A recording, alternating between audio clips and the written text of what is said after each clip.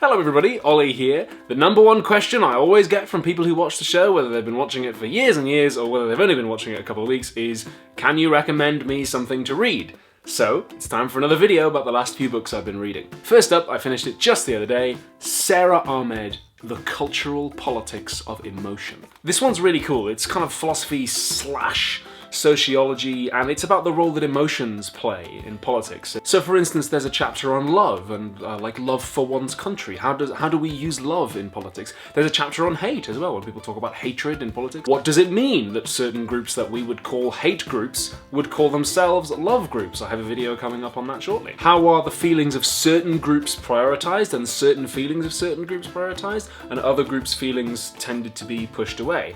In particular, there's a great bit in the introduction where she breaks down the distinction between, you know, sometimes people are like, oh, you can't be emotional, you've got to be rational. It's like, well, she actually explains why that just totally doesn't work.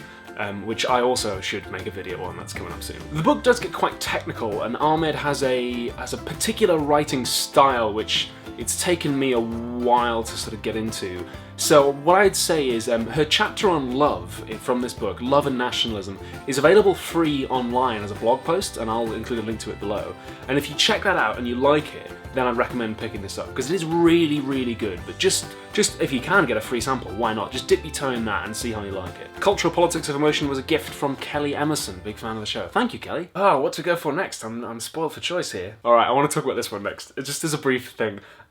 It's called Frederick. Frederick is a French children's book about a little mouse called Frederick who is preparing for the winter with his family. It's really very short. It's probably only like a dozen or 15 pages. It is in French, so if, like me, you barely speak French, you may need some help with this one. And I'll explain to you how I came by this book. So if you've watched these videos on what I've been reading before, you might remember that a while ago somebody gave me Vladimir Nabokov's book, Ardor.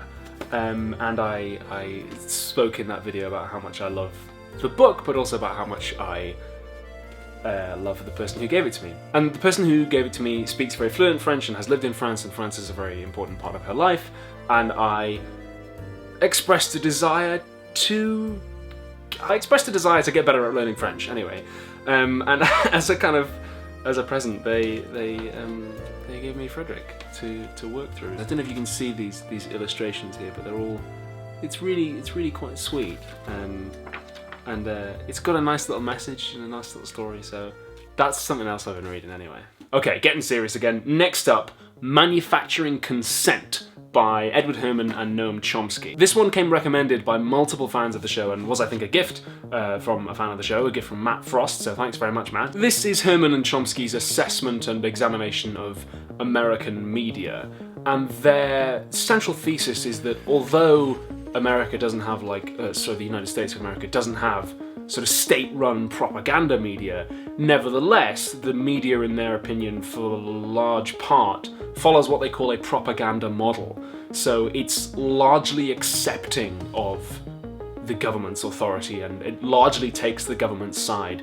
Even when criticizing the government, actually, what they show, and they go through a lot of examples and a lot of case studies in a lot of different areas, what they show is that even when the American media tends to criticize the government, they do it in a way that often accepts the kind of central premises that the government's authority is grounded on.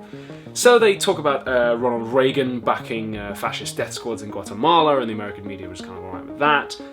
They talk and compare about murders in Soviet states versus murders in US client states, and the different ways the US media talks about those. That's really, really cool. And of course, they talk about the Vietnam War and the Cambodian campaigns and the Laos campaigns as well. Those, I understand, are kind of big things that media studies students often examine, like the role of the media in Vietnam. And there's this idea that the media lost the Vietnam War by showing the American public how horrific what the Americans were doing was. And what Chomsky and Herman show is that actually not really. What the American media did was even largely supportive of the ideals behind the war, and largely repeated the idea that the Americans' presence in Vietnam was defending South Vietnam rather than like an imperialist invasion which resulted in possibly millions of unnecessary deaths. If you live in the USA, or indeed you don't. If you live in a country which is affected by the USA, which is to say, basically, if you kind of live on Earth, I would recommend picking this one up. And last and by no means least, because I really, really wanted to talk about this, it's my favourite novel of all time. I've just reread it. Mary Shelley, The Last Man. So The Last Man, as the title rather implies, is about the last human being on Earth. Lionel Verney is his name. But it's not just about him being the last man, it's his whole life story, from birth to education, to meeting the woman who becomes his wife, to meeting his best friend, right up to the plague that then leaves him as the last man. I love this book, I've read it multiple times. I love it for multiple reasons. One of them is that I think it contains some of the most astute and beautiful writing ever put down in the English language. So there's a paragraph that comes right at the start where Lionel Verney's best friend has fallen in love. His life was swallowed up in the existence of his beloved, and his heart beat only in unison with the pulsations that vivified hers. This was the secret law of his life. He loved and was beloved. The universe was to him a dwelling to inhabit with his chosen one, and not either a scheme of society or an enchainment of events that could impart to him either happiness or misery. What though life and the system of social intercourse were a wilderness, a tiger-haunted jungle? Through the midst of its errors, in the depths of its savage recesses, there was a disentangled and flowery pathway through which they might journey in safety and delight. That is one of my favourite paragraphs in text, like ever. The book is absolutely full of moments like that, just unspeakably beautiful, specific images which are just gorgeous. The final paragraph of The Last Man is so moving. I have sat and just read the final paragraph and the final pages of it in moments in my life where I've really been hit in tough times, really been hit with despair. I've sat and I've read this paragraph and it keeps me going. One of the other reasons I find it very fascinating is that the book is set in the late 21st century, and it's so fascinating to see what somebody from the 19th century thought the 21st century would be like. So everyone in the book still rides horses and has horses and carriages, because she couldn't have predicted the automobile, obviously. But they do have airships. The British Empire is still around in the year 2092. Like that never went away and is not criticised at all. She obviously didn't think that it might be a good thing that might go away. There's still an aristocracy that has a lot of political power within Britain, although one of the major plot points is that Britain has just become a republic. They've just given up the monarchy, and the guy who would have been the king had the monarchy continued is a kind of central character within the story.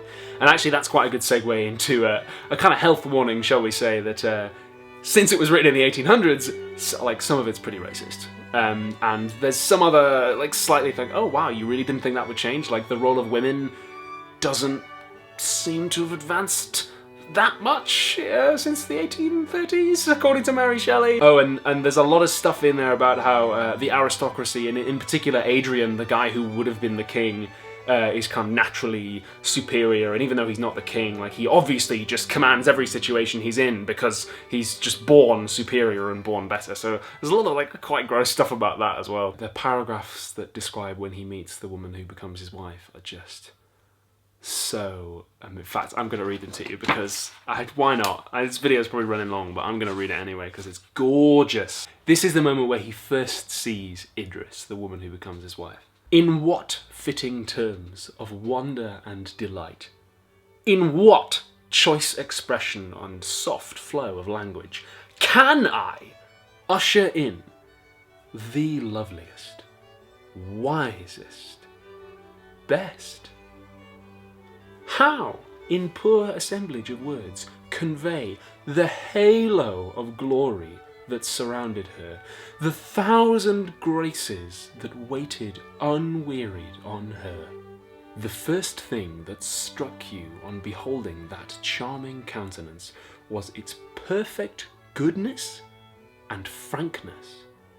Candour sat upon her brow, simplicity in her eyes, heavenly benignity in her smile. Her tall, slim figure bent gracefully as a poplar to the breezy west, and her gait, goddess-like, was that of a winged angel newly alit from the floor of heaven. Just, yeah, gorgeous. This video is definitely running over, so that's all the time I've got this week. Thank you to everyone who sent me books. If you ever want to send me a book, I've got an Amazon wishlist. Feel free to send me something. Thank you very much for watching, and I will see you in the next video that I make. Bye!